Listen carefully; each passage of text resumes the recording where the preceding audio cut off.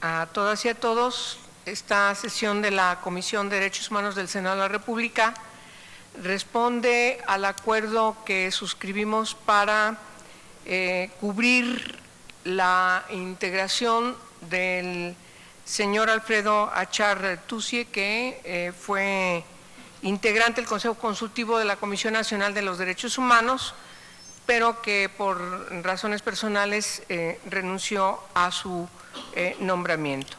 3 de enero de este año, el presidente de la Comisión Nacional de los Derechos Humanos, Luis Raúl González Pérez, remitió al Senado de la República la renuncia del señor Achar Tusi.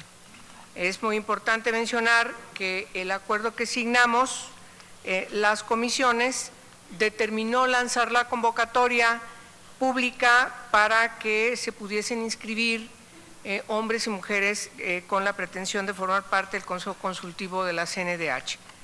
De tal manera que después de especificar en sesión la comisión las bases de esta convocatoria, el 13 y 14 del mes de febrero de este mes publicamos en diversos medios de comunicación esta convocatoria y llegaron diversas personalidades que el día de hoy van a comparecer ante esta comisión. El 18 de febrero publicamos en la Gaceta Parlamentaria, como es nuestra obligación, el listado de quienes cumplieron con los requisitos de ley y que hoy estarán en esta comisión. De tal manera que el día de hoy iniciaremos las comparecencias. Me place mucho saludar al primer ponente, al primer comparecente que respondió a esta convocatoria, el doctor Luis de la Barrera Solórzano. Bienvenido, doctor. Y por supuesto le solicitamos que usted sea tan gentil, como establece en la convocatoria, de hacernos una intervención de 5 minutos, tiene su reloj acá enfrente, para que lo pueda seguir y posteriormente le haremos algunas preguntas que usted nos pueda contestar, si es tan amable. Señores senadores, buenas tardes. Ustedes conocen ya mi programa de trabajo y conocen el texto con el que cumplí uno de los requisitos, en el que quedé obligado a hacer a un lado cualquier atisbo de modestia y decir por qué me considero idóneo para formar parte del Consejo Consultivo de la Comisión Nacional de los Derechos Humanos. Entonces no voy a hablar de esto, sino voy a aprovechar estos minutos que se me conceden para decir algunas de las cosas en las que creo en relación con los derechos humanos y con el Ombudsman. Creo con Sabater que los derechos humanos no provienen tanto de las promesas de la luz como del espanto de las sombras. No pretenden conseguir inauditos bienes imaginados, sino evitar males conocidos. Creo que los derechos humanos se basan, por decirlo con palabras de Voltaire, en el amor al género humano, virtud desconocida a los que engañan, a los pedantes que discuten y a los fanáticos que persiguen. Creo que la consagración jurídica y el cumplimiento de los derechos humanos configuran la más grande, la más profunda revolución en la historia de las sociedades humanas. Creo que los derechos humanos no necesariamente nos hacen más felices, pero no cabe duda de que nos hacen más libres, más humanos en cuanto a sujetos a los que se debe un cierto trato y a los que se considera libres, dueños de sus vidas y sus destinos. Creo que la causa de los derechos humanos no debe jamás enarbolar banderías partidarias ni inclinarse por sectarismos ideológicos. Su enemigo es siempre el abuso de poder y su deber combatirlo, sea cual fuere el signo o el color político de quien lo perpetre.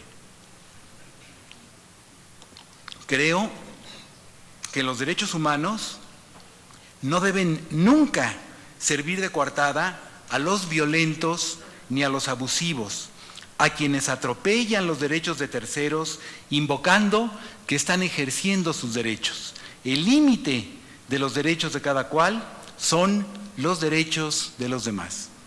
Creo que los derechos humanos no deben servir de justificación a los inquisidores que, en vez de buscar el esclarecimiento de hechos lamentables, ansían levantar guillotinas e inmolar chivos expiatorios. Creo que el ombudsman debe ser altamente profesional, escrupuloso, objetivo y autónomo, y su autonomía ejercerla no solo frente al poder político, sino ante el poder económico, los partidos políticos, los medios de comunicación y cualquier grupo de presión.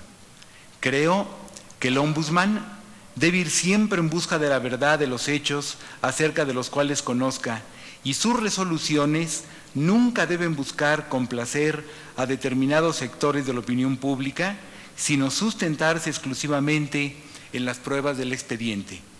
Creo que el ombudsman debe defender a los gobernados de los abusos de las fuerzas de seguridad, pero que también debe defender a los elementos de estas fuerzas contra sus injustas condiciones de trabajo, violatorias de sus derechos humanos, propugnando que éstas mejoren sustancialmente. Creo que los miembros del Consejo Consultivo de la Comisión Nacional de los Derechos Humanos deben asistir puntualmente y con entusiasmo a las sesiones, formular con sinceridad y concisión sus sugerencias acerca de cómo mejorar continuamente el trabajo de la Comisión, expresar sus opiniones con franqueza acerca de los asuntos de que la Comisión conozca, estar bien informados del acontecer nacional y mundial y actualizar constantemente sus conocimientos, no solo en derechos humanos, sino en todos los aspectos de la cultura universal. Creo que el Consejo Consultivo de la Comisión no debe ser meramente ornamental, sino apoyar activamente el trabajo del ombudsman, incluyendo la crítica cuando a juicio de los consejeros existan motivos razonables para externarla. Muchas gracias. Muchas gracias, doctor. Vamos a empezar la sesión de preguntas. Si me permiten, voy a iniciar con una pregunta que quiero que usted sea tan amable en contestar. Usted sugiere en su plan de trabajo que es pertinente dar opinión sobre las recomendaciones generales de la Comisión Nacional.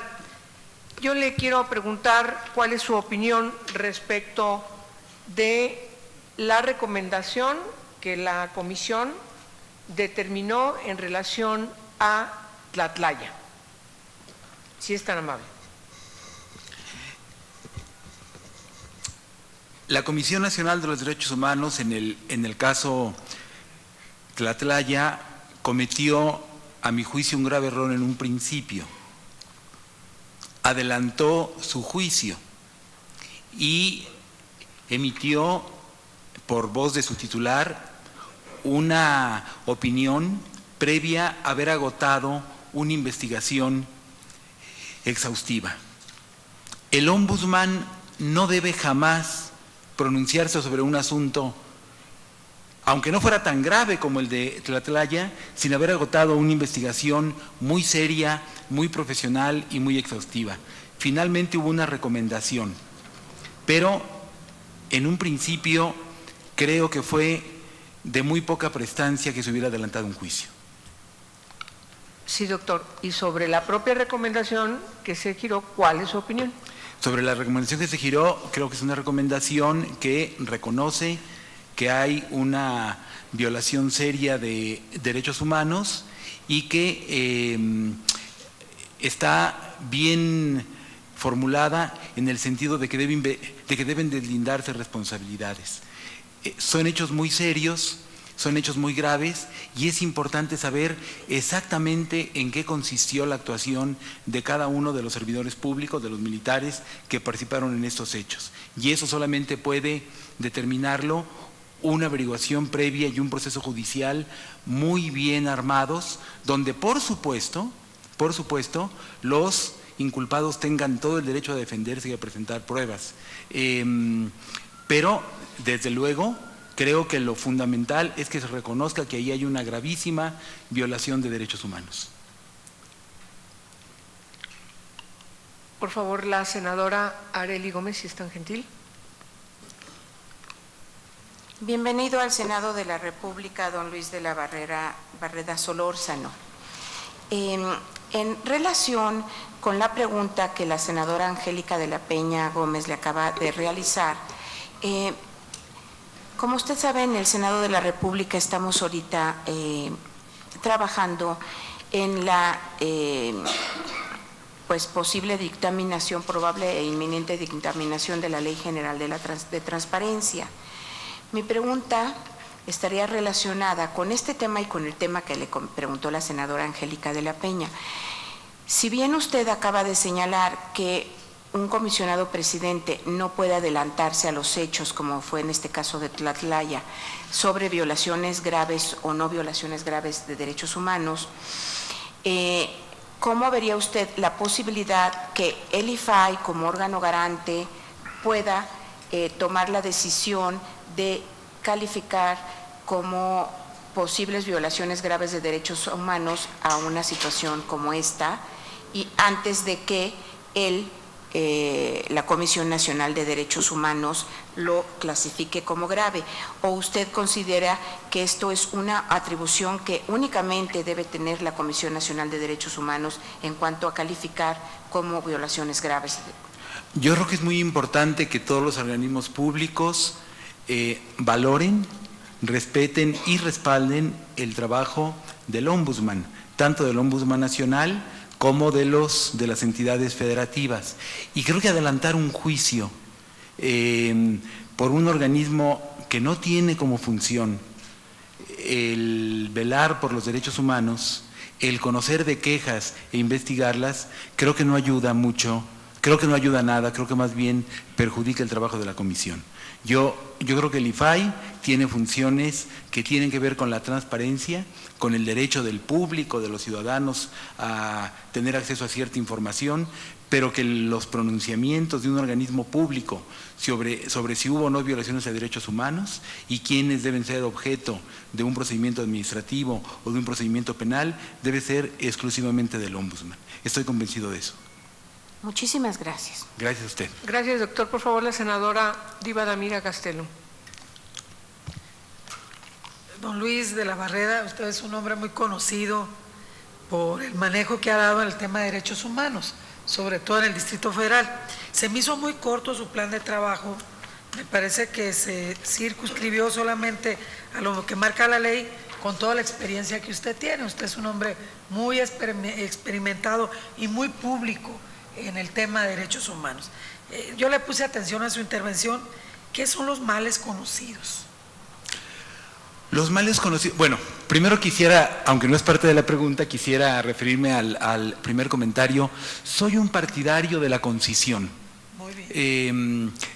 Este programa de trabajo que tiene menos de una cuartilla me costó varias horas de reflexión, consultar con la gente que más respeto, que más quiero, consultar con mi conciencia, consultar con mis recuerdos, y creo que en un mundo en el que hay tanto que leer y en una vida que es tan breve, decía el gran Robert Louis Stevenson cuando el médico le dijo tiene que irse a vivir a los mares del sur, porque si no va a morir joven aquí con estos climas del Reino Unido, de Edimburgo.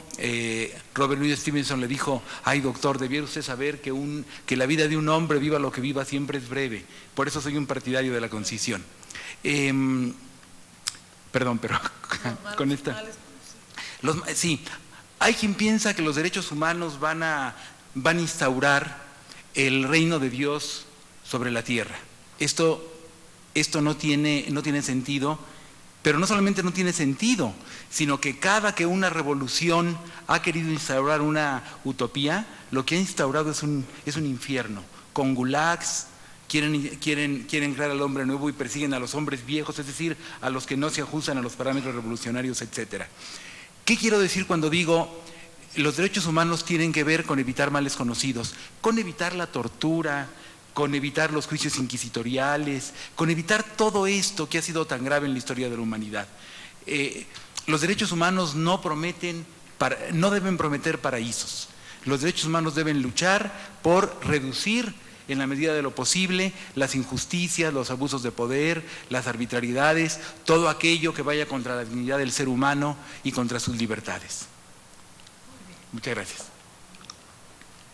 Bien, le agradecemos mucho su participación, doctor. Al contrario. Y estamos ha sido en un comunicación gusto. con usted. Gusto Muchas gracias, saludarlos. muy amables. Sí, hasta luego. Bien. Hasta luego. Pido al equipo técnico que por favor pase a la siguiente persona, el doctor Erasmo Adolfo Sainz Carrete.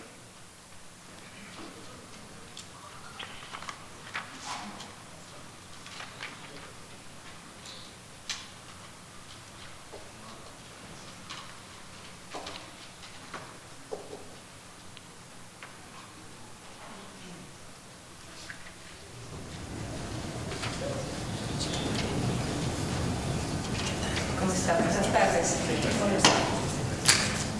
Por favor, tome asiento. Bienvenido a la Comisión de Derechos Humanos del Senado de la República. Muchas gracias, senadora. Como sabe usted, en la convocatoria quedó claramente establecido que usted tendrá una participación de 5 minutos. Ya nos entregó su programa de trabajo que tenemos en nuestro poder, lo hemos estudiado. Le pedimos que su exposición tome consideración del reloj que tiene acá enfrente para que posteriormente de su intervención le haremos algunas preguntas. Bueno. Por favor, si es tan amable de comenzar. Bueno, pues muchas gracias, señora senadora y distinguidas miembros de la Comisión de Derechos Humanos del Senado de la República. Gracias por darme la oportunidad de compartir con ustedes algunas reflexiones en torno a mi eventual candidatura para ser consejero de la Comisión Nacional de los Derechos Humanos. Quiero felicitar a esta comisión, donde las voces de las senadoras son predominantes. Esto le da un encantador y merecedor enfoque de género femenino a sus actuaciones. Por supuesto, a los senadores tienen un papel también destacado. También no puedo pasar por alto que esta misma comisión le tocó jugar un papel histórico en el nombramiento del actual ombudsman de la CNDH en un contexto particularmente difícil por el descrédito que había caído la comisión y por la obstinación por una reelección absurda cuando los puentes de la sociedad civil se habían roto. Dándole el beneficio de la duda en la actuación que desarrolla el actual presidente, creo que su elección fue correcta. Es en este escenario en que las distinguidas y distinguidos miembros de esta comisión se aprestan a nombrar un consejero en el Consejo a fin de fortalecer el quehacer de la CNDH en un marco de pluralidad y confiabilidad. Acudo ante ustedes para exponer brevemente, primeramente, el porqué de estar aquí. México vive una crisis grave de derechos humanos. Varios de los estados que ustedes representan o la Unión en el Pacto Federal han sido castigados seriamente por violaciones graves a los derechos humanos. Enunciaré la principal: el derecho a la vida, asesinatos despiadados a poblaciones civiles, las fosas se repiten a lo largo y ancho del país, el aumento considerable de desapariciones forzadas atribuibles principalmente a la violencia criminal. La reciente visita de sus pares del Parlamento Europeo, pues probablemente les dio la oportunidad de ver la percepción que se tiene afuera. Los análisis de Amnistía Internacional y del mismo Departamento de Estado de Estados Unidos, la visita que hizo recientemente el relator de Naciones Unidas para la Tortura iba en ese mismo tenor. Hay un problema también muy cercano a esto, que más de 160,000 personas desplazadas en los estados de Chihuahua, Coahuila, Tamaulipas, Guerrero, Michoacán y Sinaloa. Otro asunto no menos menor es el número de secuestros. La organización Alto al Secuestro contaba ya más de 5,444 denuncias en este asunto. En estas circunstancias, el Consejo bien podría ser la caja de resonancia que ayude al presidente y a todo su equipo a orientar las acciones de la CNDH. También el Consejo asemeja a un grupo de apoyo, figura diplomática que fue clave en los procesos de paz de América Central. Me centraré también en la interlocución con los organismos sociales de los derechos humanos. Estos existían antes que se creara la CNDH y las instituciones afines. Representan a sectores de la sociedad, acompañan, cuestionan y orientan el quehacer cotidiano de la CNDH. Pelearse con ellas o no tomarlas en cuenta significa la causa principal de los organismos de derechos humanos. Ya está prevista su actuación, digamos, los diferentes puentes dentro de la organización, pero hay un actor que va creciendo más y más: las víctimas y sus familiares. El entorno que sobrevive a estas situaciones traumáticas requiere la atención, acompañamiento y resarcir sus penas. No en balde se creó la Ley General de Víctimas. El otro ámbito es proyectar una comisión que efectivamente trabaja por la defensa de los derechos humanos contra la distorsión mediática de una institución que se aboca a defender a los delincuentes. Habrá que darle todo un formato en la comunicación social, pero también dar una ética en la difusión de la noticia, particularmente cuando esta tiene que ver con la muerte y sus circunstancias. La nota roja escrita o en audiovisual se presenta sin rubor y con cierto morbo. Quiero concluir mi intervención para que esta comisión tenga los elementos necesarios para emitir su juicio y sus preferencias de los que nos presentamos a este proceso. Vengo de la acción humanitaria en la práctica de los derechos humanos de los refugiados, tanto en la Comisión Mexicana de Ayuda a Refugiados como en el Alto Comisionado de Naciones Unidas para los Refugiados. Atendimos y propiciamos que más de 46,000 refugiados guatemaltecos salvaran su vida y libertad, y en eso mismo tenor regresaron a su país para reconstruirlo. Desde los organismos civiles de derechos humanos hemos contribuido a avanzar la cultura de los derechos humanos, también en campo académico, en la investigación, en el periodismo de investigación, y como antiguo servidor público en la Dirección General de Derechos Humanos y en la naciente CNDH, aportamos un grano de arena para llevar la playa de los derechos humanos. Denme la oportunidad de refrendarlo en el Consejo Consultivo de la Comisión Nacional de Derechos Humanos, que más que ayer requiere un consejo que la apoye en su diaria lucha por la defensa y salvaguarda de los derechos humanos. Muchísimas gracias, distinguida senadora y distinguidos miembros de esa comisión. Muchas gracias, doctor Sáenz Carrete. Quiero comenzar con una pregunta. En vista de la experiencia que usted tiene, quiero que me dé su opinión sobre las características, qué es lo que usted cree que fue pertinente o no, su punto de vista, respecto de la recomendación en el caso de San Fernando. Bueno, eso es un caso que fue muy cuestionado en su momento, precisamente en torno a la dilación, en que se hizo una investigación un poco a destiempo, cuando pues, el problema trascendió fuertemente las fronteras de nuestro país. Y este es uno de los problemas precisamente que digamos que desgraciadamente proyectamos hacia afuera, el secuestro de los migrantes. Prácticamente toda esta ruta que viene desde la frontera sur es una ruta que se ha vuelto terriblemente peligrosa. Y encontrarnos con esta barbarie, podríamos decir, en San Fernando, pues son justamente este tipo de acciones que requieren de una inmediata investigación, prácticamente en el mismo momento que se saben las noticias. Le voy a poner quizás un paralelismo en el caso de Acteal. En la Acteal, por ejemplo, la intervención de la Comisión Nacional de Derechos Humanos fue muy pronta y oportuna. Esto dio la oportunidad de, digamos, de por lo menos hacer una investigación lo más pronto posible y que el asunto no quedara tan desprotegido, o mejor dicho, todas las víctimas de este asunto tan grave como en el Acteal. Entonces, volviendo al caso de San Fernando, mi percepción fue que se tardó mucho y se perdió un tiempo, digamos, que es básico para este tipo de investigaciones. No sé si algo le... Por favor, la senadora Arely Gómez, si es tan amable.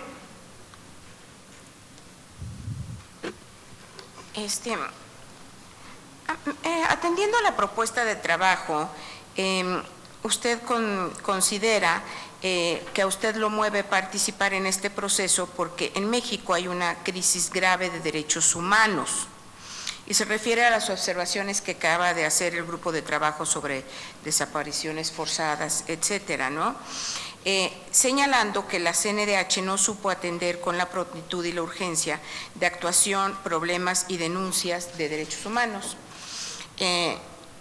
Relacionándolo con la respuesta anterior, usted señala que en el caso de Acteal, ahí sí hubo una respuesta pronta y profunda, no como sucedió en el caso de San Fernando.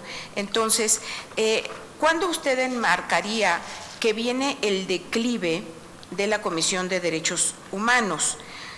Por un lado, ¿no? ¿Cuándo cree usted? Y por otro lado, usted al final de su programa de trabajo señala que valdría la pena reestructurar la CNDH en función de una justa medianía, teniendo en cuenta recursos humanos y presupuestales con que cuentan otras instancias de similar naturaleza. ¿Qué me puede usted decir a esto, tomando en consideración que ahorita tenemos un cambio de presidente en la Comisión de Derechos Humanos?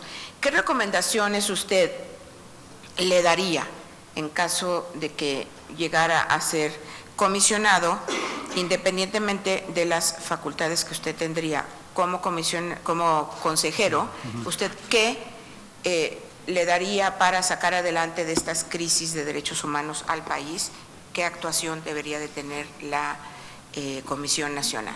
Sí, muchísimas gracias, senadora.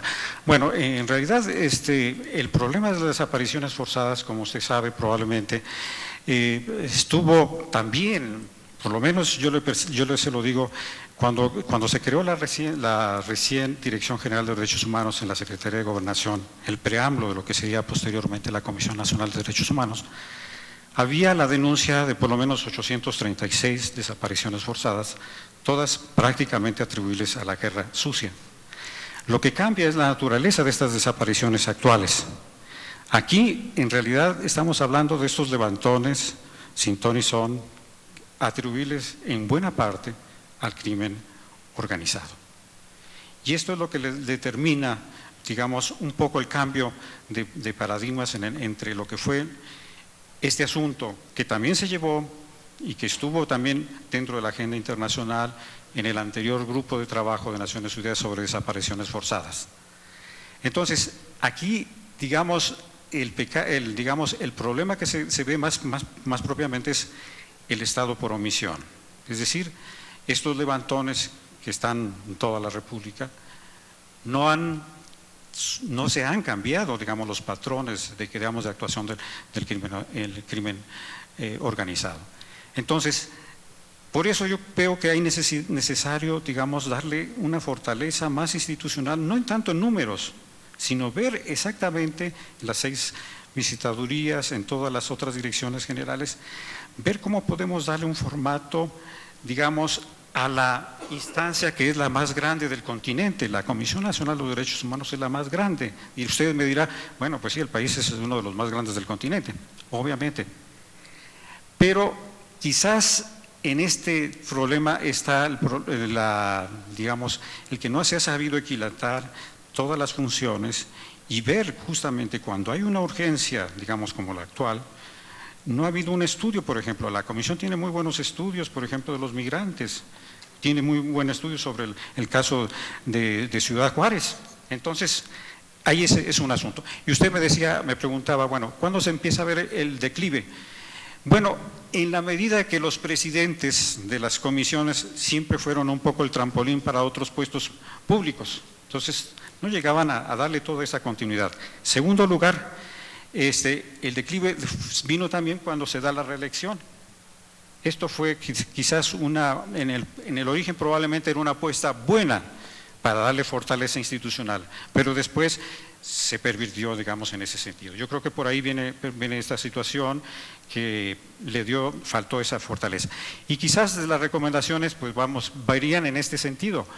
Darle una reestructuración de toda la comisión para que no dé esa impresión de que es un elefante blanco, que es muy grande y que a fin de cuentas los problemas más acuciantes, por decir, ahorita el que nos toca más la papa grande, que pues es justamente este problema vinculado a las desapariciones forzadas y que ha llegado justamente a un análisis, un diagnóstico muy fuerte por parte del Comité de Naciones Unidas que vela por el cumplimiento de la Convención Internacional sobre las Desapariciones Forzadas. No sé si en algo pude avanzar en esta pregunta o comentario.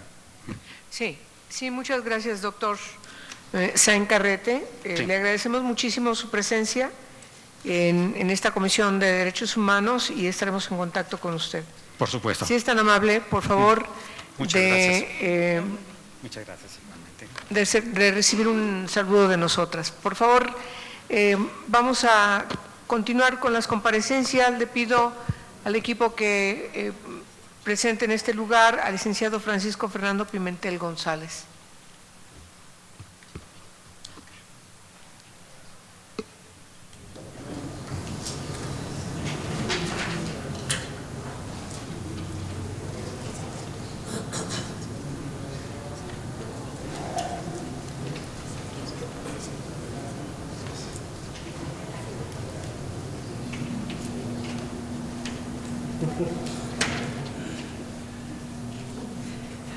Licenciado Francisco Fernando Pimentel González, buenas tardes.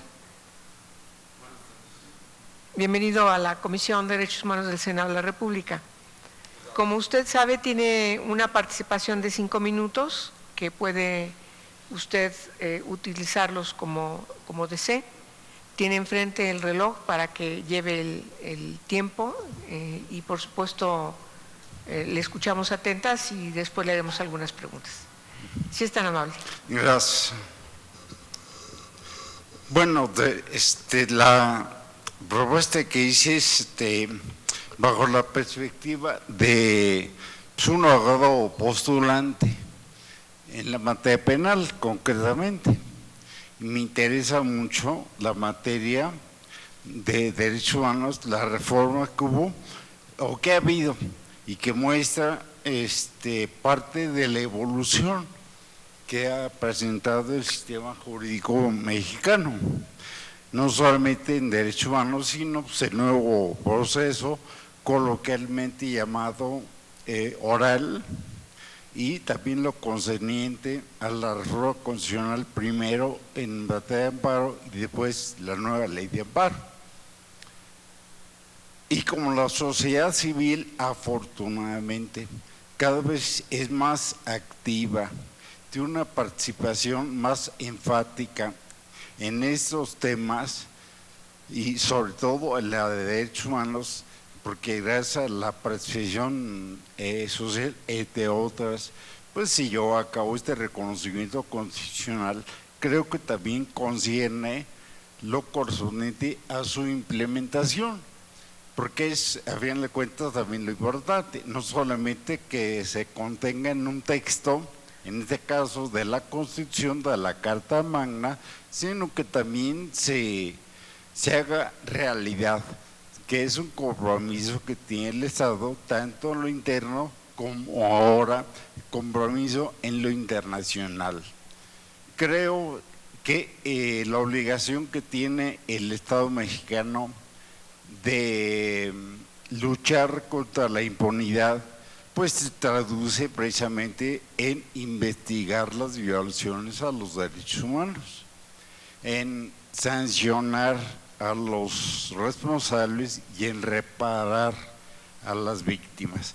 Y en esos temas, pues sí, desde luego es muy valiosa la intervención, la participación que va a llegar a tener la sociedad civil, no de forma directa, sino a través de la institución, que en este caso encima la Comisión Nacional de Derechos Humanos, que es la adecuada, la idónea, para efecto de poder materializar todos aquellos actos y procedimientos que son necesarios, convenientes para una adecuada implementación.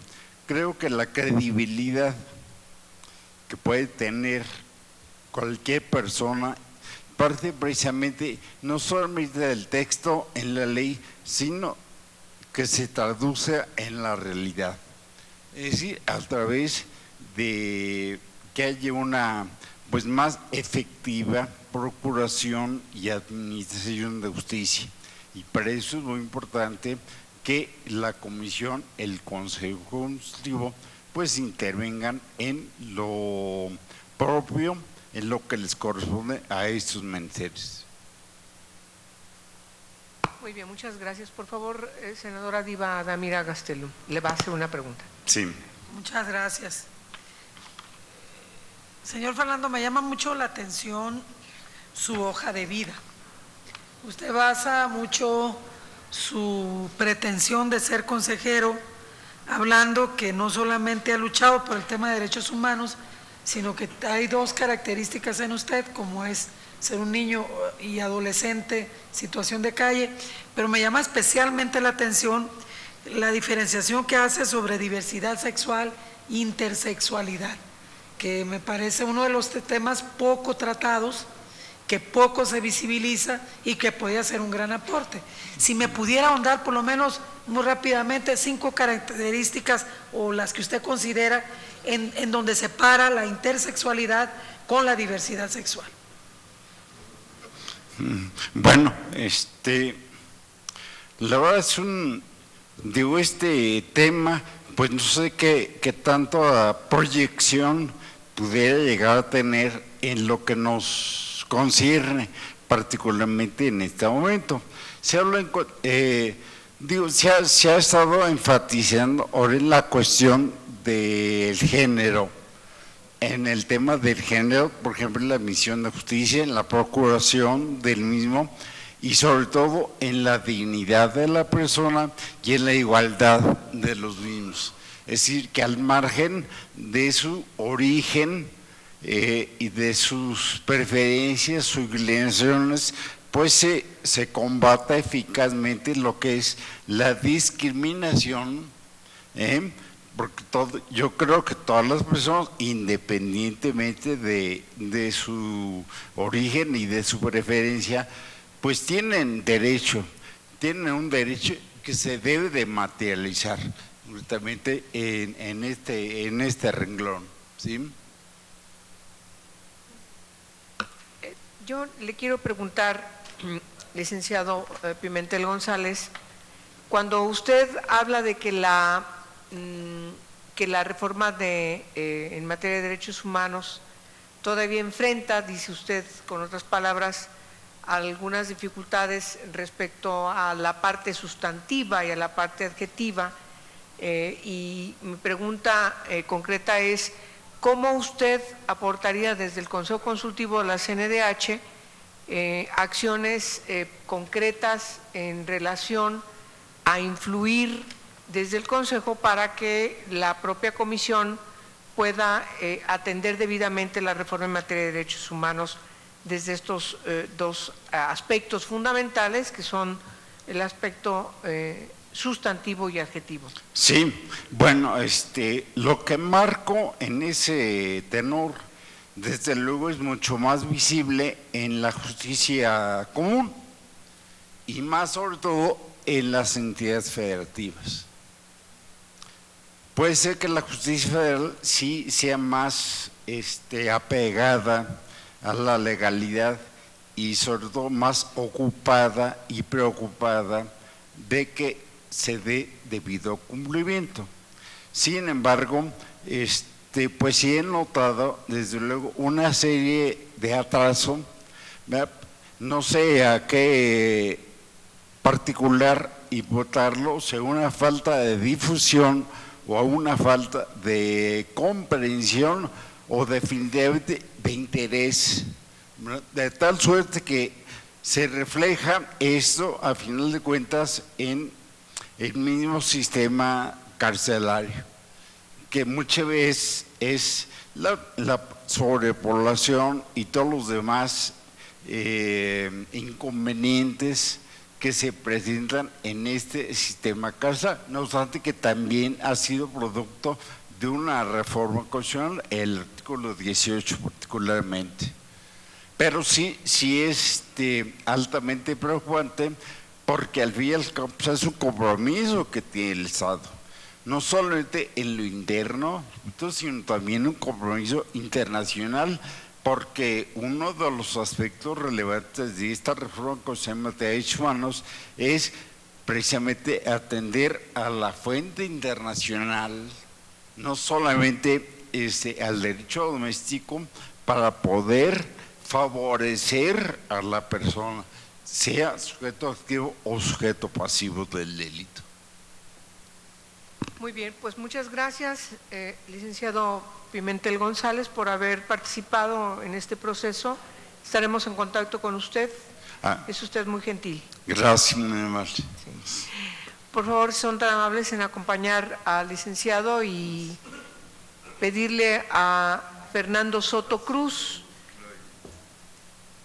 Hasta luego.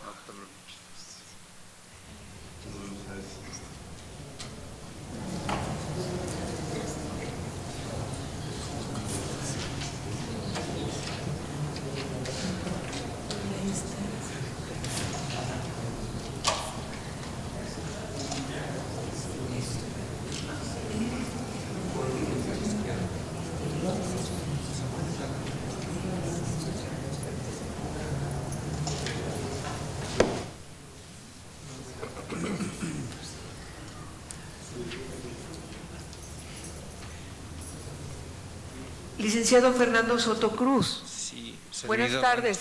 Muy buena tarde, ¿cómo están? Bienvenido al Senado de la República y Gracias. a esta Comisión de Derechos Humanos. Muy gentil, buena tarde. Le voy a pedir que tenga una intervención de 5 minutos. Tiene enfrente el reloj para que usted pueda seguir ahí su tiempo y posteriormente le haremos algunas preguntas. Bien, gracias. Voy a dar una lectura, es muy breve y muy objetiva. Soy Fernando Soto Cruz, lingüista por la Escuela Nacional de Antropología e Historia. Desarrollo actividades en literatura en temas de la exclusión social, la dramaturgia referida a derechos humanos y la poesía en un sentido de crítica social. Me han publicado en México y en España y mi trabajo escénico se ha montado en México, España y Uruguay. Presto atención a los temas sociales de niños y adolescentes en condición de calle, desaparición de personas forzada o no localizada y venta de niñas. Considero que no solo es un derecho universal e inalienable ser susceptible de recibir una deferencia jurídica, ni normar mediante un procedimiento legal la atención a grupos vulnerables. Es una responsabilidad de Estado brindar a los miembros de su sociedad las mismas oportunidades de desarrollo, protegiendo su integridad y facilitando en la praxis el acceso a la educación y a la cultura. Mi propuesta de intervención sobre una variante de grupos vulnerables es en el caso de los niños y adolescentes en condición de calle, atención piloto e información pública sobre el daño causado cuando se abandona a un menor, reconocer la situación de identidad jurídica para estos casos, asesorar a los menores en la obtención de documentación legal de identidad, abrir albergues públicos oficiales para atender a niños y a niñas menores de 18 años con dormitorios, comedor, servicio sanitario y de higiene, atendidos por psicólogas con acceso para atención médica y atención y vinculación escolar. Los niños mayores de 18 años requieren una adecuación legal para trabajar medio tiempo con salarios completos y acceso y vinculación también a la escuela. En el caso de desaparición de personas, es necesario que las instituciones del Estado mexicano reconozcan de manera oficial que existe en México como problema que genera conflicto la desaparición de personas forzada, así como la desaparición de personas por transgresión a la paz social de la nación. Cada entidad federativa requiere contar con una oficina especializada en atención a víctimas y búsqueda de personas desaparecidas. Hay que facultar al INEGI para concentrar la información por nombre, apellido, edad, ocupación sobre cadáveres encontrados, ADN de víctimas, personas vivas encontradas, denuncias y fosas localizadas por entidad. Hay que insertar al trabajo de atención de la Procuraduría General de la República y de Derechos Humanos al Instituto de Lenguas Indígenas a fin de brindar atención a grupos étnicos en circunstancias de desaparición de personas. Hay que invitar al representante de la Oficina del Alto Comisionado de Derechos Humanos para México de la ONU para integrar un protocolo de atención a personas desaparecidas acorde a las leyes mexicanas. El trabajo de atención de personas desaparecidas, en mi perspectiva, tiene que ser integrado desde el concepto de cultura para la paz.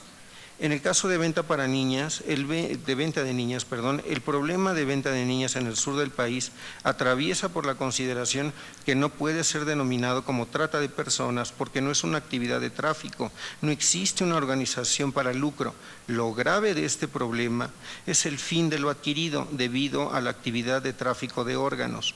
La venta de niñas pasa por el concepto cultural de usos y costumbres, pero esta es una afección social y viola los derechos humanos y las posibilidades de mantener y desarrollar un objetivo de vida a las menores en esa circunstancia. Se requiere intervenir a los grupos étnicos en Guerrero, Oaxaca y Chiapas mediante su lengua, con información sobre valores sociales y sobre la normatividad que la nación observa para el desarrollo de sus ciudadanos. La intervención de estos grupos debe integrarse con atención a su deprivación económica, pues este es el origen de la venta de niñas, quienes solo son miembros de familia que son expulsados para formas de esclavismo. La venta de niñas tiene las variantes de esclavismo, matrimonio y trabajo sexual. Atención similar requiere el estado de Tlaxcala. Con eso concluyo mi exposición. Muchas gracias. Muchas gracias. Quiero preguntarle una cuestión que me llama mucho la atención. Cuando usted habla de las niñas y los niños en situación de calle, todos sabemos que son grupos que están marginados y sumamente excluidos. ¿Cómo usted avisora desde la comisión, desde el Consejo Consultivo de la Comisión Nacional de los Derechos Humanos, el trabajo que usted pudiera aportar, particularmente de entre toda la agenda que usted maneja? Quisiera que nos hablase en el tema concreto referido a la niñez en situación de calle. Bien, tengo la experiencia de contacto con niños de la calle porque yo fui niño de la calle. Además, soy intersexual, entonces tengo la doble exclusión, tanto por falta de identidad sexogenérica, falta de acta de nacimiento e incluso falta de nacionalidad, y eso aunado al vivir la exclusión como niño de la calle. Entonces, el contacto que tengo con ellos ha sido prácticamente de por vida. Me gustaría mucho que la Comisión Nacional de Derechos Humanos interviniera en la atención a estos grupos, porque carecemos o hemos carecido de actas de nacimiento, carecemos de una identidad social, no tenemos una identidad cultural respecto a la mexicanidad. Estamos excluidos del acceso a la vivienda o a alquilar siquiera una vivienda, no tenemos acceso al trabajo y hay un vacío legal en lo que es el trabajo en menores de edad. También eso nos ha marginado, además de que somos personas propensas a la drogadicción y también a la desaparición. En 2006 a 2008 hubo en la Ciudad de México, de acuerdo al discurso de los niños en la calle, que tenían miedo de los paneles porque los estaban levantando y eran niños que ya no regresaban a la calle. No hay datos, no hay cifras respecto al trabajo con los niños de la calle. Entonces me gustaría que la comisión tomara cartas en el asunto respecto al trato directo en las calles, para censar, para reconocer y para integrar a los niños, porque yo salí de la calle, tuve la oportunidad de ir a la escuela y ahora estoy aquí. Muchas gracias. Muchas gracias, Fernando. Por favor, la senadora Arely Gómez, si es tan gentil. Fernando, bienvenido al Senado de la República. Gracias. A mí me gustaría preguntarle lo siguiente. Usted señala en su escrito que pertenecer a un consejo consultivo, en este caso sería el de la Comisión Nacional de Derechos Humanos, es la oportunidad para generar estrategias, no de creación ni de objeto ideales a futuros, sino de hacer llegar contenidos de prevención, sería uno, sí, información sobre instrumentos de derecho y sensibilizar a la sociedad para erradicar conductas violentas a partir de materiales ya creados que tienen un fin social. Entonces, usted como que señala que si perteneciera al Consejo Consultivo tendría esta oportunidad. Sí, yo, perdón que hable en primera persona, pero sí, no. He escrito, he hecho trabajo de teatro y hay material mío contra la violencia hacia las mujeres, por ejemplo, que ha sido tomado por la Procuraduría de Justicia en Querétaro, en Guanajuato, que han llevado material que han utilizado para prevención. También me ha tocado trabajar de manera directa con la Agencia de Seguridad Estatal, la anterior en el Estado de México, en trabajo con niños en las preceptorías para hacer teatro social contra la drogadicción, contra el alcoholismo, y ha tenido buenos resultados. Me parece que esa clase de trabajo, que también se han expuesto en España o en Uruguay, pueden servir de manera masiva, y no es porque uno lo escriba, sino porque uno ha observado o ha vivido esas condiciones con otros niños, y que pueden servir, no nada más con los niños, digo, también la violencia contra las mujeres sigue siendo severa, y en este caso pudiera ser un material informativo. La verdad es que hay personas que se me han acercado después de las presentaciones de teatro, donde me han dicho, señores de tercera edad, es que eso mismo le pasó a mi hija. Ese tipo de cosas uno no las prevé, y son muy sensibles para las personas. Entonces, quizá un día el Senado me dé la oportunidad de traerlo también, ¿no? El 8 de marzo, por ejemplo, eso sería interesante. Pero bueno, no sé si responda a su pregunta. Por favor, senadora Diva Damira Gastelum. Más que una pregunta, yo quisiera que para la audiencia usted nos pudiera hacer una definición rápida de lo que es intersexualidad y por qué se confunde con la diversidad sexual. Amén. Dios, híjole, nada más tengo 2 minutos, pero mire, la intersexualidad es una cromosomopatía, es una enfermedad de los cromosomas. En la tercera semana de gestación hay algo que no checa dentro de la conformación de génito uterino, genitales externos a internos. Esa malformación genera ambigüedad sexual cuando nace el bebé. Uno es intersexual porque puede responder a diferentes síndromes. Hay síndrome de Klinefelter, síndrome de Noonan, síndrome de Reifenstein, síndrome de Lemli-Opitz, que son absolutamente deficientes mentales o que tienen malformaciones incluso en la columna vertebral. Se debe diferenciar de la diversidad sexual porque uno no elige la condición de género. De hecho, la sexualidad se entiende desde el intersexual como una función. Ustedes como mujeres tienen una función reproductiva dada de manera biológica. Los hombres también tienen una función biológica predispuesta en su fisiología. El intersexual carece de la función, tiene una ausencia de género y su sexo no existe como tal en términos funcionales. En México se ha considerado por los grupos transgéneros y travestis, de los cuales no tengo ninguna diferencia o sesgo hacia ellos, por el contrario, quisiera que todos estos términos quedaran bien estipulados, porque a todos nos benefician. Cuando yo pido al sector salud atención a gente intersexual para que no existan cirugías normalizadoras o pido atención médica, estoy pidiendo para riñones. De hecho, yo vengo tomando, ahorita el tipo de voz que traigo es resultado de este medicamento que tiene que ayudarme a que la vejiga funcione, de lo contrario no puedo orinar. Entonces es grave en ese sentido que un transexual se acerque diciendo que es intersexual porque considera que ser intersexual es una transición de ser hombre a mujer, y eso no es cierto. Es otra cosa diferente y no puede acercarse a pedir los medicamentos que nos dan a nosotros porque los podemos perjudicar. Entonces son cosas absolutamente diferentes en ese sentido. No sé si medianamente expliqué. Sí, no, gracias a ustedes. Muchas gracias, licenciado Fernando Soto Cruz. Le agradecemos su participación en esta comparecencia y estaremos en contacto con usted. No, les agradezco mucho a ustedes, a las senadoras del Senado de la República por esta oportunidad. Gracias.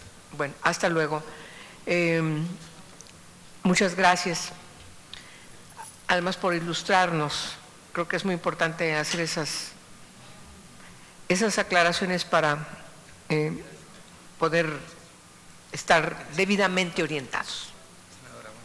Hasta luego, me gusta saludarte, Fernando. Por favor, les pido al equipo técnico que introduzcan a la doctora María Elena Morera Mitre, si son tan amables.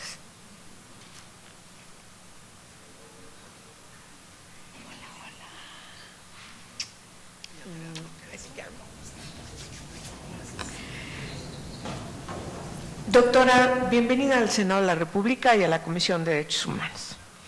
Nos da mucho gusto tenerte acá. Tienes 5 minutos para participar como tú lo desees, leyendo a viva voz como tú decidas. Tienes ahí enfrente un reloj para que te ayude y posteriormente te haremos algunas preguntas. Claro que sí. Bueno, pues muchas gracias por recibirme. Mi intención en participar en el Consejo Consultivo de la Comisión Nacional de Derechos Humanos es buscar la oportunidad que dentro del Consejo se pueda fortalecer las acciones que hace la Comisión, principalmente pues para que realmente garantice la protección a los derechos humanos la Comisión. Considero que esto se puede hacer a partir de 3 ejes fundamentales. El primero es la generación de indicadores que nos permita conocer realmente si las víctimas están siendo atendidas como ellas creen que deben de ser atendidas y están satisfechas con esta atención. Y si no, bueno, pues que estos indicadores nos da como finalidad hacer los cambios ya sea internos o legales para lograr el acceso de las víctimas a la justicia y la no repetición por parte de las autoridades. El segundo eje es el fortalecimiento de la confianza y del diálogo de la Comisión con diferentes grupos de la sociedad civil, y el tercer eje es acompañar a la Comisión en la toma de decisiones complejas, como las que hoy en día tiene que tomar la Comisión. El primer eje de lo que estoy buscando con esta propuesta es incorporar a las quejas y a las recomendaciones que realmente los indicadores de desempeño tengan que ver con cómo atiende la Comisión realmente a los ciudadanos. Desde la sociedad civil nosotros hemos probado en distintos espacios, como hemos participado en Províctima, en el Consejo Nacional de Seguridad Pública, en el Consejo Consultivo de la Coordinación Antisecuestro, también he participado en el Acuerdo Nacional por la Seguridad, la Justicia y la Legalidad, y en todos hemos puesto indicadores de desempeño. Y estoy segura que los indicadores de desempeño nos pueden permitir darle un seguimiento a las políticas de promoción y defensa de los derechos humanos. Hoy en día la Comisión Nacional de Derechos Humanos se mide, o por lo menos nosotros desde afuera vemos que se mide a través de las quejas emitidas. Por ejemplo, tuvo un promedio de 8,200 quejas por año de 2002 a 2013, y estas en su mayoría son resueltas ya sea por conciliación o por orientación al quejoso, ¿no? Lo que quiera que esto signifique. Lo importante aquí sería saber si las víctimas quedaron satisfechas con esa atención o si se pudo llegar más lejos. Otra forma de medir lo que hace la Comisión es por las recomendaciones que emite, ¿no? De todas las quejas, el 1% va a recomendaciones, que eso es normal porque pues es cuando tiene la fuerza política para hacerlo, ¿no? Si diera muchísimas recomendaciones no tendría esta fuerza la Comisión, pero me parece que aquí lo que es muy importante es que de estas recomendaciones que da la Comisión de Derechos Humanos, solamente el 3.4% está reconocido que se acata cabalmente por las instituciones, ¿no? Entonces, si estamos pensando que de 90 recomendaciones que hace en promedio al año, solamente el 3.4 se acatan cabalmente, creo que sí es imperdonable no darle seguimiento a estas recomendaciones para que realmente las instituciones la acaten, porque de lo que se trata es, por supuesto, de evitar que sigan violando las instituciones los derechos de los mexicanos, ¿no? Y si no le damos seguimiento a cómo las acatan, pues entonces está difícil que lo puedan hacer. Entonces, si además de todo esto estamos viendo que la Comisión tiene un gasto de 1,400 millones al año, bueno, pues lo que nos tendríamos que estar preguntando es si realmente estamos gastando bien ese dinero o no a favor de todos los ciudadanos. Creo que esto se puede fortalecer con otros tipos de indicadores como la satisfacción a las víctimas o el cumplimiento. El segundo y el tercer eje tienen que ver con el diálogo con diferentes expresiones con la sociedad civil, no solamente con las comisiones de derechos humanos. Nosotros tenemos una gran experiencia en diálogo con muchas organizaciones, académicos y autoridades, y creo que esto puede fortalecer precisamente a la comisión para lograr el acompañamiento real en las decisiones complejas que debe de tomar. Entonces, por último, pues solo les quiero decir que a mí me gustaría contribuir a que cada vez la Comisión de Derechos Humanos sea más fuerte, precisamente para evitar violaciones a los derechos humanos, porque realmente lo que tenemos que buscar es la no repetición. Muchas gracias. Muchas gracias, doctora Morera Mitre. Le doy la palabra a la senadora Arely Gómez González, por favor, si tan amable. Bienvenida al Senado de la República, María Elena Morera Mitre. Una de las facultades del Consejo Consultivo de la CNDH es aprobar las normas de carácter interno. ¿Cuál consideras usted que son los principales retos en la normatividad interna de la Comisión Nacional de los Derechos Humanos de cara a cumplir con las obligaciones en la Constitución? Asimismo, una de las facultades del Consejo Consultivo de la Comisión Nacional de Derechos Humanos es opinar sobre el proyecto de presupuesto para el ejercicio del año siguiente.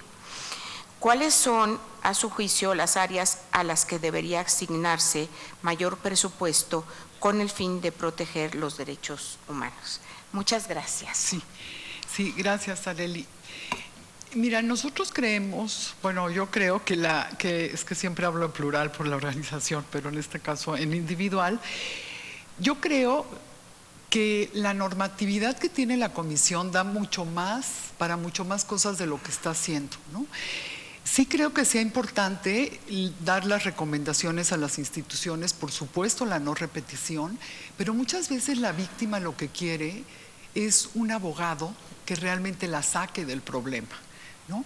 Y entonces en ese sentido me parece que si los indicadores que estoy proponiendo nos dicen que efectivamente las víctimas quieren esto, entonces sería necesario cambiar la normatividad para que tuviera la comisión los suficientes abogados que pudieran ser defensores del pueblo, lo que hoy no hace, pero tampoco no están haciendo otras instancias que lo deberían de estar haciendo. En cuanto al presupuesto, ahí, por el conocimiento que nosotros tenemos, gran parte del presupuesto se va a temas de capacitación, a darle dinero a organizaciones civiles para participar en talleres, a hacer hacer documentos, hacer libros, ¿no? Que por supuesto que es importante la capacitación, pero yo me pregunto si la capacitación realmente está ligada con indicadores que digan que a la gente que la capacitaste sí les funcionó o no. O mejor usar parte de este dinero precisamente para tener abogados que realmente nos ayuden a dar un acompañamiento legal a las víctimas. Y también en este sentido, ¿no? Parte puede ser con el presupuesto, pero también parte puede ser con una comunicación directa con las escuelas de abogados que puedan prestar al servicio de la comisión, así como lo hacen, por ejemplo, los dentistas, ¿no? Que yo me acuerdo cuando estudié que tenías que hacer un trabajo social. Bueno, pues la comisión podría tomar de las escuelas de abogados para hacer un trabajo social y tomar a las grandes firmas de abogados que sean pro bono y que pudieran hacer 1 o 2 casos al año y que esto les sirviera también como reputación a estos grupos de abogados. Muchas gracias. Gracias a ti. Senadora Diva Damira Gastelum, por favor, si es tan amable. María Elena, bienvenida. Y bueno, usted es un ejemplo público. Yo creo que hay un número de muchos mexicanas que vivieron una etapa muy difícil. A usted le tocó. Pero lo interesante es cómo sale a la superficie y cómo lucha, pero cómo además de esta parte que usted menciona con mucho énfasis sobre la satisfacción de las víctimas, cómo resolvió algunas de las dificultades familiares, pero siguió adelante. Yo de veras, yo la quiero felicitar. Gracias. Por esta forma de actuar de manera muy firme, con mucha certeza, viendo más allá de lo que me puede doler a mí. Y me llama mucho la atención que su documento, su discurso, habla mucho de la satisfacción de la víctima y propone más aún un seguimiento. Si la queja es que la CNDH gasta mucho, le aplicamos mucho, ¿hasta dónde el seguimiento? ¿Con qué herramientas el seguimiento? Si hoy, cuando la reforma del 2011 creció la CNDH en algunas áreas y que todavía faltan mucho, aunque aquí dijo uno de los participantes que el tema de los derechos humanos no es una invitación al reino de los cielos, pero sí creo que es una propuesta de justicia. Entonces, la satisfacción hasta dónde y el seguimiento hasta dónde y con qué. Sí, muchas gracias, Diva. Mira, yo creo que el seguimiento tiene que ser hasta que la víctima te diga si se cumplieron mis expectativas, ¿no? Las víctimas pueden tener expectativas muy diversas que a veces pues ni siquiera las terminamos de asumir, ¿no? Qué tan diversas pueden ser, pero sí creo que una víctima primero tiene que pasar de víctima a sobreviviente, y para poder lograr pasar de víctima a sobreviviente tienes que cerrar el círculo. Y este círculo solo lo cierras cuando tuviste un proceso legal, un proceso psicológico, y puedes mirar hacia un futuro con esperanza. Entonces creo que el seguimiento tiene que ser hasta ese momento.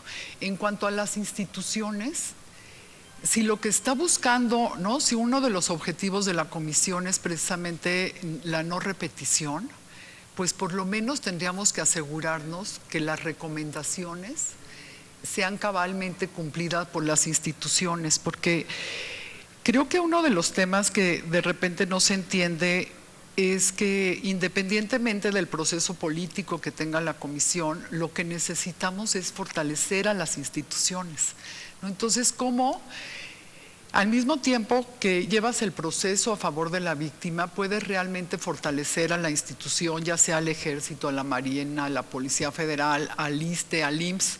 ¿Y cómo puedes lograr esto? Pues lo puedes lograr haciendo un seguimiento puntual en el que veas que sí se está cumpliendo la recomendación, y en crear un vínculo de confianza con estas instituciones. Creo que uno de los problemas que tenemos en México es que nos cuesta mucho trabajo crear vínculos de confianza, y si no los creamos difícilmente vamos a salir del problema que tenemos.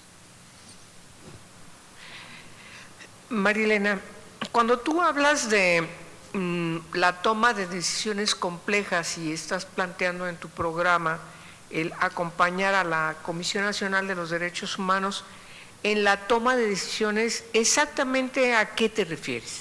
Ponme ejemplos concretos respecto de asuntos que tú consideres, como lo mencionas, de temas complejos, en donde plantearías desde el Consejo Consultivo acompañar a la CNDH. Gracias, Angélica. Mira, lo que yo creo es que la comisión, por el periodo que está pasando México tan difícil y complejo en términos de derechos humanos, de seguridad, de justicia, por ejemplo, en este ámbito en específico, seguramente la comisión tendrá que tomar decisiones complejas con respecto a algunas instituciones, ¿no? Esas decisiones pues son decisiones que toma la comisión. Creo que desde el Consejo Consultivo, como se puede acompañar, es precisamente que la comisión le dé al Consejo los suficientes elementos, ya sea de indicadores, de cómo se procesó la recomendación, como también, por supuesto, de cómo está tomando la decisión política y social. Si el Consejo Consultivo puede comprender bien la recomendación que se está haciendo, entonces puede acompañar a la comisión precisamente en la toma de esa decisión. Por ejemplo, si tuvo que hacer una recomendación con respecto al Ejército o a la Policía Federal, si el Consejo Consultivo comprende bien esta recomendación, entonces va a ser mucho más fácil que lo acompañe en esta decisión y que además lo acompañe con elementos suficientes para defender las decisiones que está tomando la comisión, ¿no? En caso de que esté de acuerdo, no todos tienen por qué estar de acuerdo. Muy bien, pues muchas gracias. Le agradecemos a la doctora María Elena Morera Mitre que se haya presentado esta comparecencia en su aspiración a formar parte del Consejo Consultivo de la CNDH. Muchas gracias. Muchas gracias. Estamos en contacto contigo. Claro que sí. Y le pido al equipo técnico que la acompañe y al mismo tiempo, por favor, introduzcan a la doctora Mónica González Contró.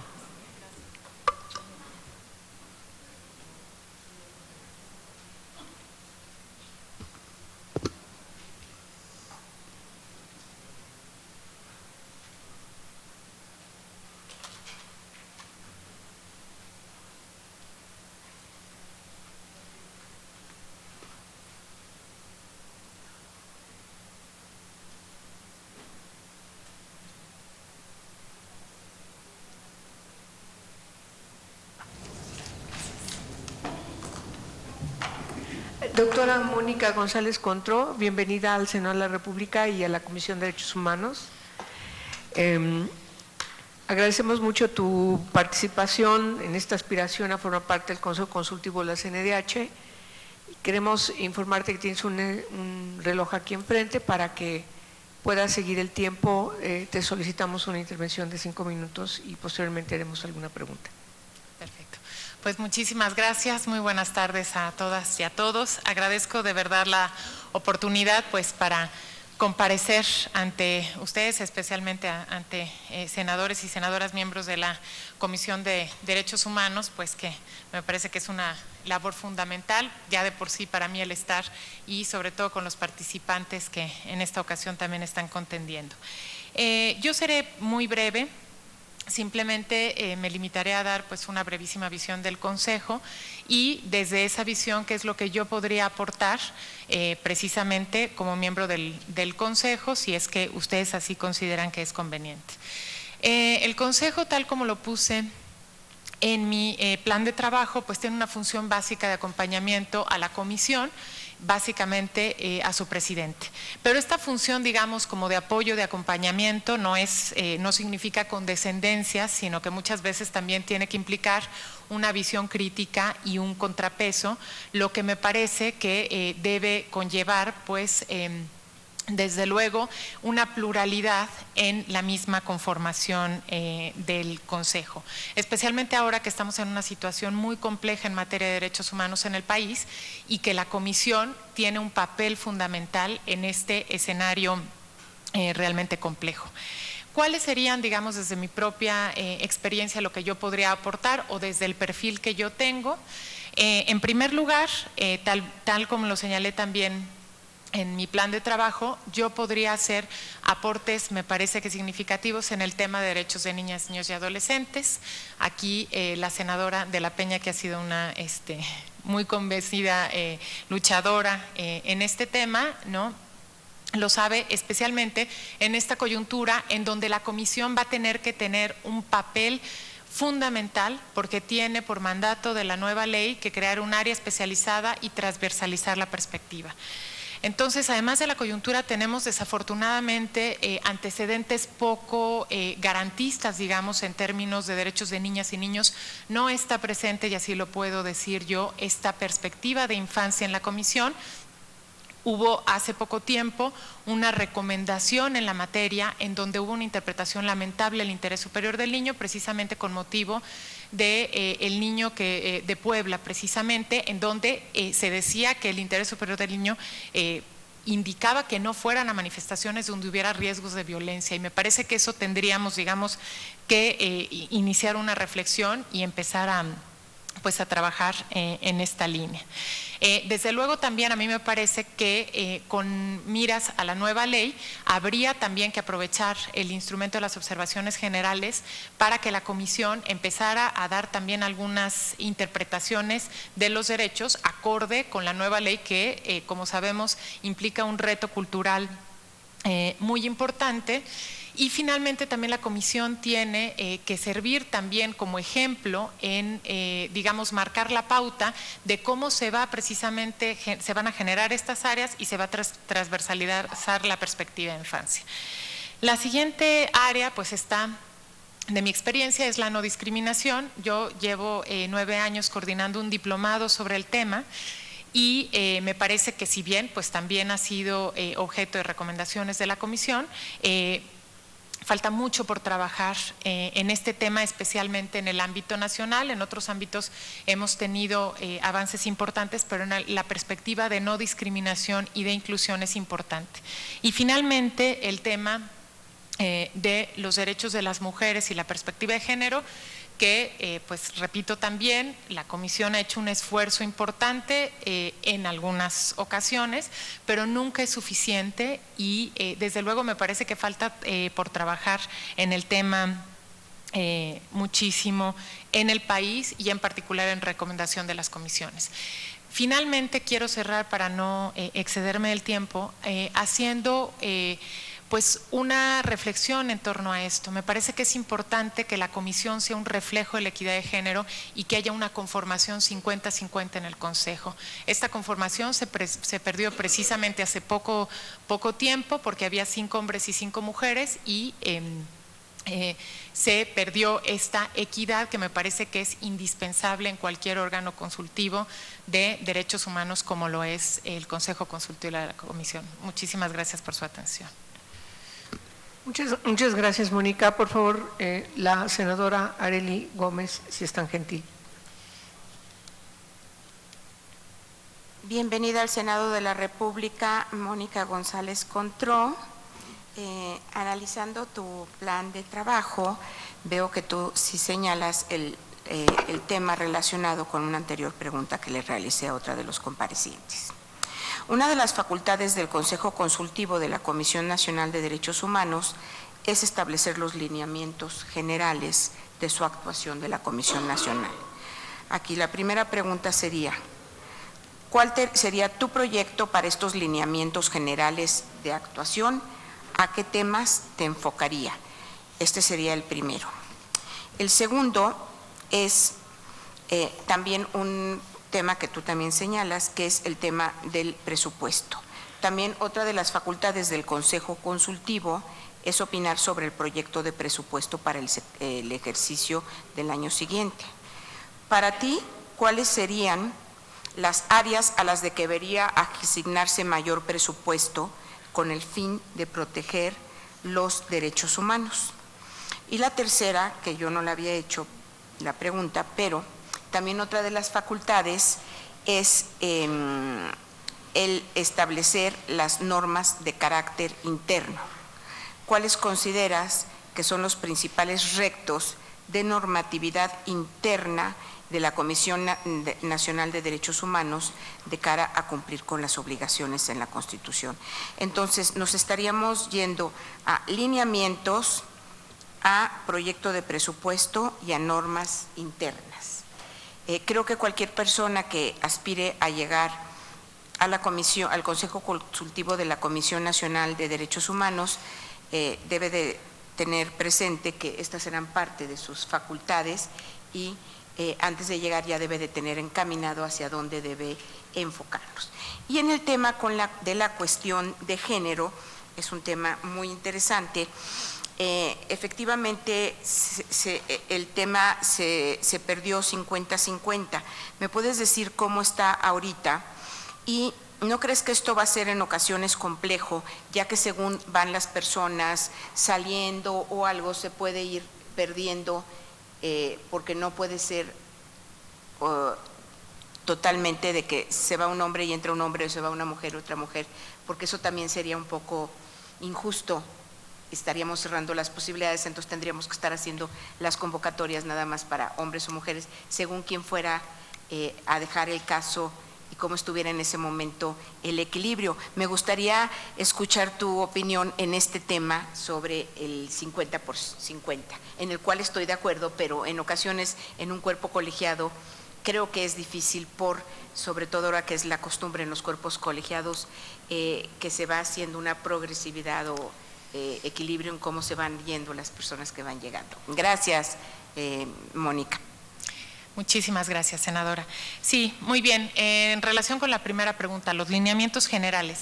A mí me parece que una de las riquezas precisamente a las que hacía referencia yo respecto a la pluralidad es que teniendo áreas de expertise distintos los distintos consejeros, y por eso consejeros y consejeras, me parece que 10 es un número muy adecuado, cada uno puede acompañar a la comisión en el área que tiene más experiencia, ¿no? Yo, como lo mencioné, para mí uno de los retos que enfrenta hoy la comisión precisamente y que va desde cómo va a diseñar esta área que por mandato de la Ley General de Derechos de Niñas, Niños y Adolescentes le corresponde, es uno de los retos que encara hoy desde el diseño institucional, porque actualmente hay en la primera visitaduría, digamos, un área, pero eso no puede ser lo que corresponde por mandato de ley, tiene que ser algo mucho más transversal. Entonces, me parece que yo en un primer momento podría, bueno, por lo menos en los plazos de ley que señala precisamente la nueva ley general y pues en estos primeros años de operación, me parece que sería para mí uno de los temas en donde yo podría hacer los mayores aportes sin dejar de lado, desde luego, las opiniones en los demás, porque bueno, tengo algún conocimiento en general, pero me parece que la riqueza de estos cuerpos colegiados, ¿no?, con estas características, son estos. Y también en el tema, como bien decía yo, de la perspectiva de género, que no solamente por haberlo trabajado desde el ámbito académico, sino además yo me desempeñé como secretaria académica del Instituto de Investigaciones Jurídicas y viví desde dentro lo que es las dificultades que implica verdaderamente el visibilizar a las mujeres, ¿no? Y que tenemos muchísimo por hacer ahí y me parece que ahí podría ser yo, digamos, esta aportación. Además, desde la perspectiva, también lo puse en mi plan de trabajo, académica, que es precisamente a lo que yo me dedico. Tengo participación con organizaciones de sociedad civil, pero mi enfoque es específicamente académico. En cuestión de presupuesto, a mí me parece que debería priorizarse las áreas sustantivas de la comisión, desde luego las visitadurías, con la atención y el acompañamiento directo a las personas víctimas de violación de derechos humanos y a también pues estos nuevos lineamientos o esta nueva área de protección a niñas y niños que hasta ahora han estado, digamos, un poco al margen de la comisión y de las comisiones estatales también, donde no han tenido un papel protagónico. En este sentido, a mí me parece, yo soy pues realmente una convencida de la austeridad y en ese sentido, pues yo desempeñaría con mucha responsabilidad pues esta revisión, ¿no? Me parece pues que estamos en una situación difícil en el país y que desde ahí podría yo también aportar. Las normas de carácter interno. Bueno, esto también sería pues parte del acompañamiento que se haría al presidente. Me parece que la comisión ha tenido sus distintos momentos, ¿no? Ha tenido momentos en donde ha tenido un papel mucho más protagónico y realmente de crítica y de contrapeso al poder y otros momentos en los que no. A mí me parece que una de las herramientas, y ahí eso yo trataría de fortalecerlo y de hacerlo mucho más relevante, son las observaciones generales, porque más allá de las recomendaciones, que son herramientas muy importantes, las recomendaciones, las observaciones generales que toman este modelo de los comités de Naciones Unidas, constituyen instrumentos muy relevantes para la interpretación de los derechos humanos. Y esto a raíz también de la reforma constitucional en la materia, pues vuelve también muy relevante. La última cuestión, el género. Actualmente, bueno, tenemos 5 hombres y 4 mujeres con el consejero que acaba de salir. Y por eso mencionaba yo que me parece importante que retomemos la paridad. Sé que a veces puede parecer un poco injusto o puede parecer un poco forzado el hecho de decir, pues tengamos 5 mujeres y 5 hombres, precisamente porque se ve como una acción discriminatoria contra los hombres, pero me parece que no hay otra posibilidad y me voy a explicar. De los 3 de los 3 poderes de la Unión que tenemos en el ámbito federal, el único que tiene acciones afirmativas para las mujeres es el Congreso de la Unión, y es el único en donde hay una representación significativa de las mujeres. Veamos, por ejemplo, nosotros el gabinete presidencial, o sea, las mujeres están prácticamente ausentes, o la Suprema Corte de Justicia, ¿no? Es decir, tenemos 10 varones y 2 mujeres. Y el único órgano, digamos, realmente del Estado donde hemos conseguido con acciones afirmativas y leyes muy rígidas en cuanto a las cuotas de género ha sido el Congreso de la Unión, y ambas cámaras son un ejemplo de eso. Y me parece que si algo hemos conseguido las mujeres es precisamente por eso. A mí me parece que sí puede haber una fórmula en donde si sale una mujer es sustituida por una mujer. En la Comisión de Derechos Humanos del Distrito Federal esa es la forma en la que se hacen las convocatorias. No son abiertas, sino son exclusivamente para mujeres o para varones, dependiendo de quién de los consejeros o consejeras hayan terminado su periodo. Gracias, Mónica. A ver, ¿me pudieras, cuál es la diferencia, cómo ubicas desde tu punto de vista cómo interpretaría los derechos humanos desde la perspectiva de género? Que entiendo no es un asunto de 50-50. No es un asunto 50-50, pero me parece que la interpretación de los derechos humanos desde la perspectiva de género implica el analizar, ¿no?, los factores reales de poder y de desigualdad que hay en cada decisión para poder desde ahí privilegiar, digamos, ¿no?, los derechos de la parte más desfavorecida o que menos poder tiene. Porque son, precisamente la desigualdad entre hombres y mujeres es muy sutil. No está a simple vista, y tampoco puede haber una norma general ni siempre a favor de los hombres o siempre a favor de las mujeres, ¿sí? Implica hacer un análisis situacional para aplicar precisamente el principio de la igualdad de géneros, que como todo principio tiene cierto grado de indeterminación y tiene que determinarse en cada caso concreto cómo se va a resolver, pero eso tiene que hacerse desde el análisis de cómo se están dando las relaciones de poder en el caso concreto, ¿no? Entonces,